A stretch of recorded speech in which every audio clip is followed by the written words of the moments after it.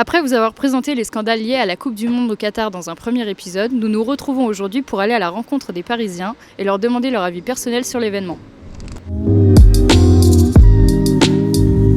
Est-ce que vous regardez le football habituellement ? Moi, le PSG et l'équipe de France surtout. Hors Coupe du Monde, je regarde beaucoup le championnat espagnol et le championnat anglais. Alors moi non, à part pour les grands matchs où la France participe.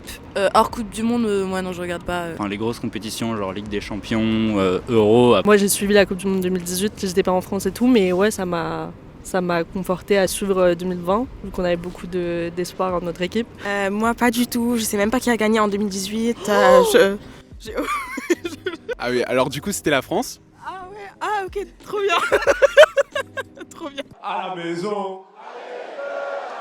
Est-ce que tu penses qu'il faut séparer un événement sportif de son organisation ? Non, pas spécifiquement. Je pense que les deux sont intimement liés. On peut, tout à fait. C'est comme les religions, la politique. Elle est différente suivant les milieux où on vit. C'est essentiel de ne pas séparer l'organisation d'une compétition avec les matchs. Parce que sans l'organisation, il n'y a pas en fait dans le fond d'événements sportifs. Ça me paraît difficile de séparer parce que forcément ça a des répercussions l'un comme l'autre sur l'un et l'autre. Donc non, je pense pas. Et du coup, tu comptes regarder la suite de la Coupe du Monde ? Oui, pourquoi pas. Pas tous les matchs spécifiquement, mais oui, pourquoi pas. Il y a des matchs qui m'intéressent. À la base je m'étais dit que j'allais pas regarder.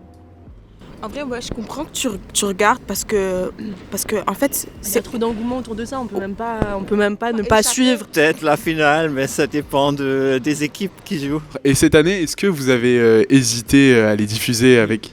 On a clairement hésité à diffuser, tout simplement par rapport aux problèmes liés au lieu et à tout ce qui entoure la Coupe du Monde au Qatar.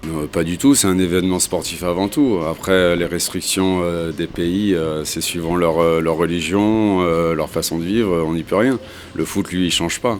Après, l'engouement autour de l'équipe de France a fait qu'on n'a pas vraiment eu le choix de le faire. Puis elle arrive la Coupe du Monde à un moment où on a des restrictions de chauffage, de terrasse. Pour le business, on n'a pas vraiment eu le choix de diffuser les matchs. Est-ce que si la France est championne du monde, avec toute la polémique dont on a parlé, est-ce que vous attendrez un discours particulier de la part de l'équipe de France, des joueurs ? Pour montrer que même s'ils ont joué, peut-être qu'ils avaient leur propre conviction derrière et peut-être qu'ils ont joué pas par la contrainte, mais genre juste pour affirmer leur point de vue. Moi je pense que c'est important. Ouais. Je sais pas en fait, je trouve que les joueurs de toute façon ils feront à leur manière.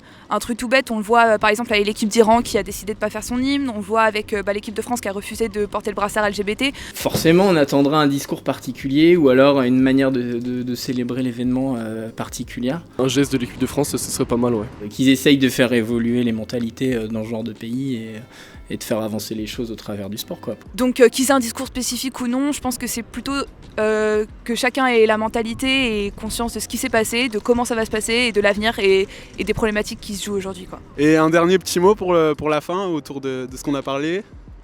Allez les Bleus. allez les Bleus.